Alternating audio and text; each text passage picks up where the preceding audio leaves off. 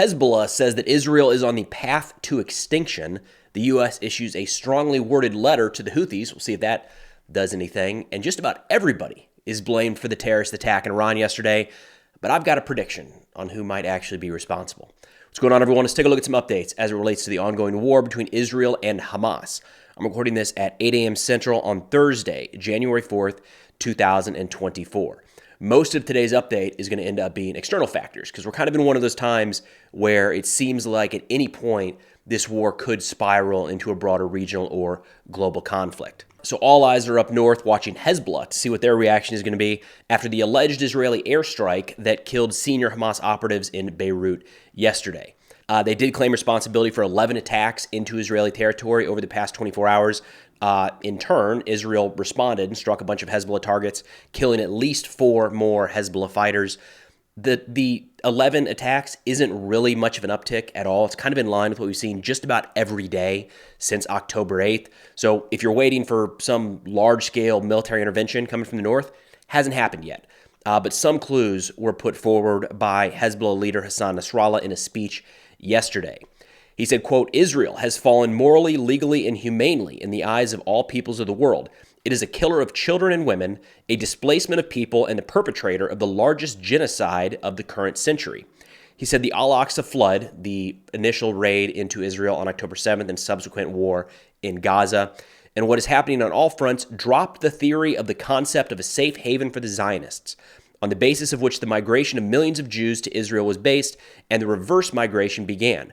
One of the consequences of the Al-Aqsa flood and what is happening on all fronts is the breaking of the image of the powerful state of Israel.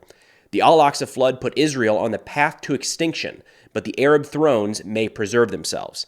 He says, "Whoever thinks about war with us will regret it, because war with us is very, very expensive." And in wrapping up, he said the assassination of Sheikh Salah al-Aruri is a dangerous crime that will not remain without response and punishment. So again, kind of reading into this, some strong words from Nasrallah. He's done this before. It's nothing new during this conflict or before. He's really kind of walking the line again, not committing forces to do anything significant against Israel. And he even mentions here, whoever thinks about war with us will regret it. He's not saying that Israel is at war with Hezbollah or with Lebanon, which is what a lot of people thought would happen after that strike the other day in Beirut, was that Hezbollah would come right out and say, we are now at war with Israel. They are striking in Lebanese territory. They violated our sovereignty. We are now going to defend the people of Lebanon by striking back at Israeli targets.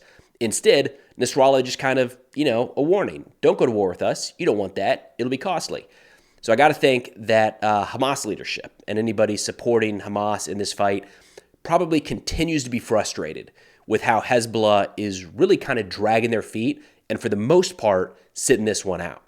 Then shifting down to the Red Sea, for the first time in a while, the Houthis did not conduct any significant attacks against commercial or military vessels in the Red Sea. But what we got instead was a joint statement put out by the governments of, there's a lot of them here, the United States, Australia, Bahrain, Belgium, Canada, Denmark, Germany, Italy, Japan, Netherlands, New Zealand, Singapore, and the United Kingdom. So a fair amount of countries, some significant military powers included there. They went on to talk about how it's not good to attack commercial vessels. Don't do this. It's disrupting the bedrock of global trade, they said, in one of the world's most critical waterways. But then they kind of laid down the line here and said, let our message now be clear. We call for the immediate end of these illegal attacks and the release of unlawfully detained vessels and crews. Remember, the Houthis still have the Galaxy leader and their crew. They said the Houthis will bear the responsibility of the consequences should they continue to threaten lives, the global economy, and free flow of commerce in the region's critical waterways. We remain committed to the international rules-based order and are determined to hold malign actors accountable for unlawful seizures and attacks. I would not expect the Houthis to all of a sudden stop what they're doing. It's not like they were confused as to how the United States and a bunch of other countries felt about their actions in the Red Sea. They're not going to read this thing, be shaking in their boots and say, I guess it's time to stop. We had a good run. Instead, I would imagine that the United States and these other nations here are using this letter as justification for future strikes into Houthi territory. I think a lot of people at this point have been surprised that the Houthis have really not faced any repercussions for what they've done, whether it's the the seizure of, again, the Galaxy leader trying to seize other ships, launching drones and missiles at commercial and military vessels in the region. For the most part, the Houthis have kind of, walked away unscathed. I mean, we had the U.S. helicopter sink 3 of their boats the other day, kill 10 Houthi fighters. But other than that, like no missile strikes against Houthi infrastructure. I kind of view this letter as the last warning from some of these organizations. We'll see how the Houthis respond. Now, to give you an idea of what the activity looks like in the Red Sea area, I'm going to pull up a couple graphics here. The first one from Intel Schizo on Twitter shows the volume of naval vessels in the region, which is pretty significant grouping at this point. And then the second one here from Damian Simon, also on Twitter, shows the maritime incidents in the Red Sea attributed to the Houthis from November 26th to January 2nd. So you can see it's constant, right? They're everywhere in and around Yemen. We'll see if this letter actually does anything. But again, I imagine this is kind of the last warning that the U.S. and other nations can use to eventually carry out strikes into Houthi territory. So yesterday, around 100 people were killed and upwards of 200 wounded when 2 explosions occurred in the Iranian city of Kerman during a ceremony marking the anniversary of the death of Qasem Soleimani. The Iranian leader Khamenei said, quote, "Cruel criminals must know that they will be strongly dealt with from now on, and undoubtedly there will be a harsh response." Kind of the expected answer there, statement, not really anything out of the ordinary. Worth noting that nobody has claimed responsibility for this attack. The reason that this terrorist attack is notable is not just because it was a major event that happened in the Middle East, but due to the Iranian involvement in all aspects of this war between Israel and Hamas. Right? Iran is very heavily involved with Hamas, with Hezbollah to the north in Lebanon, with the Houthis down in Yemen, and with multiple militias across Iraq and Syria. So again, nobody's claimed responsibility for this attack formally, but there's accusations going around in kind of every direction. I have already seen some claiming that it was suggesting that it was an internal false flag operation designed by Iran to draw them further into a conflict. We've got people blaming the United States, others blaming Israel, some saying that it's likely an Iranian internal domestic group upset with the current regime. But my money right now is on the Islamic State, likely the Khorasan province group out of Afghanistan. And as a little update, some information that came out since this video was recorded, the Islamic State earlier today has claimed responsibility for this attack in Iran. Posted on one of their Telegram channels, the group said that 2 of their members had detonated explosive belts in the crowd, which had gathered at the cemetery in the southeastern Iranian city of Kerman. The Shifa hospital in Gaza is back in the news as U.S. officials doubled down on the claim that the facility was used as a Hamas command and control center up until the last few days before Israel moved in. They say a senior U.S. intelligence official said on Tuesday that the American government continued to believe that Hamas used the hospital complex and sites beneath it to exercise command and control activities, store weapons, and hold, quote, at least a few hostages. They say American intelligence agencies obtained information that Hamas fighters had evacuated the complex days before the multi-day operation, destroying documents and electronics as they left. While the spy agencies provided no visual evidence, a U.S. official said they were confident in their assessment because it was based on information collected by Israel and America's own intelligence gathered independently. That last part's pretty important here. I feel like a couple times throughout this conflict and others, the U.S. has put out statements, and it turns out their evidence is based off of what Israel says. So it's not really like a secondary source. It's just saying the same thing that Israel did. So trying to give it a little more credibility here, saying that it was gathered independently. This is an interesting one, the debate around the Shifa hospital, and you'll probably see some debate in the comments section here because there's a group of people that are in the camp of there's more than enough evidence to justify Israel's moving into the hospital, conducting military raids into the hospital. There's another camp that says there's nowhere near enough evidence to justify what Israel did in Gaza around the hospital. Now, personally, my take is that this new evidence, if you will, new statement is probably a better way to put it, coming from the United States, is not directed at the whole group that says, yeah, we know that Shifa was used for military purposes. You're good. They're not trying to convince you. On the other hand here, I think in the group of people who say there's not enough evidence, there are probably some that are saying that in bad faith, right? Just turning a blind eye to any amount of evidence that comes out. They're not really interested in what new information comes out. They've already made their decision. Not really directed at them, right?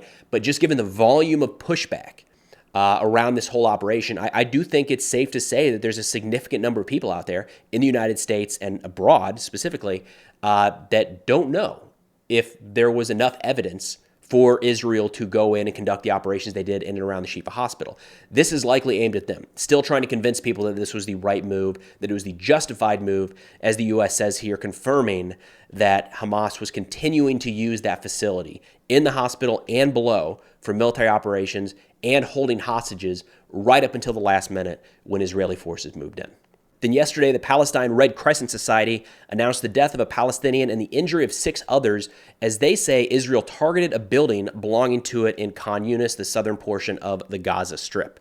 In response to that report, the IDF spokesperson told the Times of Israel that immediately after that incident was reported, it was sent to an operational investigation to draw immediate lessons. At the same time, the incident was transferred to the General Staff Fact-Finding Assessment Mechanism, quite a term there, which is responsible for investigating unusual incidents that occurred during the fighting.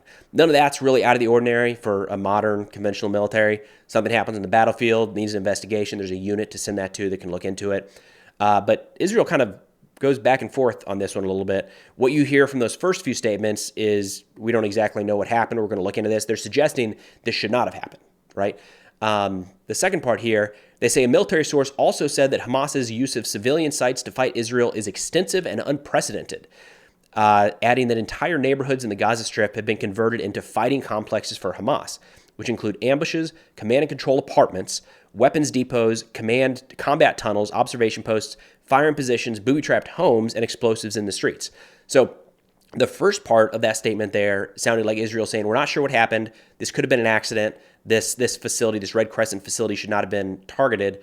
And then they immediately jump back over to, but you know, Hamas is using all of this stuff. They're hiding in hospitals. They're hiding in mosques. And we've seen the evidence of that, the videos of that, of civilian infrastructure throughout Gaza being utilized by Hamas to store weapons, to move through with tunnel entrances, or to conduct ambushes and fight out of. So hard to see exactly where Israel's coming down on this one. Get a little bit of both. Then overnight, we got news that Abu Taqwa al-Saidi was likely killed in an American drone strike just outside of Baghdad. Saidi was one of the senior commanders of Hakarat Hezbollah Anujaba, otherwise known as the 12th Brigade. This is a Iraqi Shiite militia group with pretty strong ties both to Iran and Lebanese Hezbollah. Now, it's hard to dial in a couple things here. First, the U.S. hasn't confirmed that they carried out this strike. There were some images of shrapnel that made it look an awful lot like a U.S. munition was used, but technically that hasn't been confirmed.